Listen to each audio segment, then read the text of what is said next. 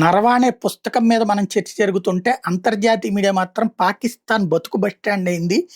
Indian army, air force generals చీకట్లో రాళ్లు విసిరినట్టుగా విసరలేదు బ్రహ్మోస్ మిస్సైళ్లు. ప్రతి మిస్సైల్ని ఒక నిర్దిష్ట లక్ష్యంతోనే ప్రయోగించారు. పాకిస్తాన్ తన అణ్వాయుధాన్ని దాచుకున్న బంకర్ల ఎంట్రీ, ఎగ్జిట్ ని క్లోజ్ చేసేశారు. బ్రహ్మోస్ మిస్సైళ్లతో బద్దలు కొట్టారు. దీంతో భారత్ మీద దాడికి ఉద్దేశించిన పాకిస్తాన్ ఎయిర్ బేస్ను కూడా ధ్వంసం చేశారు. దాంతో పాకిస్తాన్ రివర్స్ అటాక్ చెయ్యలేని పరిస్థితి సృష్టించారు. అందుకే ట్రంప్ హడావిడిగా ఎంటర్ అయ్యి పాకిస్తాన్ని రక్షించే పనికి పూనుకున్నాడు.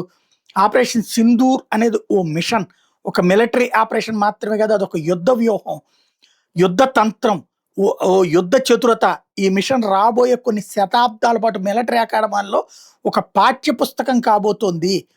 ఇది ఎవరో గాలికి దారిని పోయే దానయ్య కాదు, లేకపోతే మోడీ అభిమాని కాదు చెప్తోంది. ఈ మాట ఆస్ట్రియాకి చెందిన ప్రఖ్యాత ఎయిర్ ఫోర్స్కి సంబంధించిన యుద్ధరంగ నిపుణుడు, విశ్లేషకుడు, చరిత్రకారుడు Tom Cooper times now network ఇచ్చిన ప్రత్యేక ఇంటర్వ్యూలో చెప్తున్నటువంటి మాట అనమాట.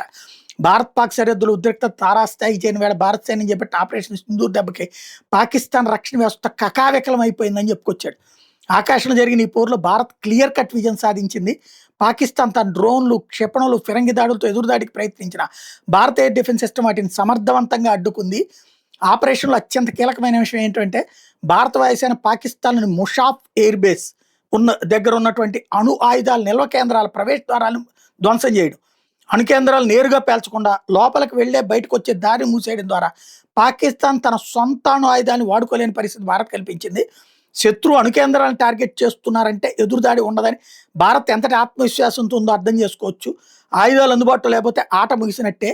పాకిస్తాన్ తన సొంత అణు కేంద్రాలను కనీసం కాపాడుకోలేకపోయింది. వాళ్ళ ఎయిర్ బేస్లు కూడా భారత్ దాడుల ముందు నిలవలేకపోయాయని విశ్లేషించుకొచ్చారు. మీకు ఎక్కడ తగిలితో నొప్పి పుడుతుందో అక్కడే మేము కొట్టగలం అనేది భారతదేశం ఇచ్చిన సందేశం అని చెప్పుకొచ్చారు. భారత సైనిక నాయకత్వం చాలా హుందాగా సంయమనంతో వ్యవహరించింది. యుద్ధాన్ని మరింత పెంచకుండా, పాక్ అణు కేంద్రం ధ్వంసం చేయకుండా కేవలం దారిని మూసేయడం ద్వారా భారత్ తన వ్యూహాత్మక పైచేయి సాధించిందని చెప్పుకొచ్చారు.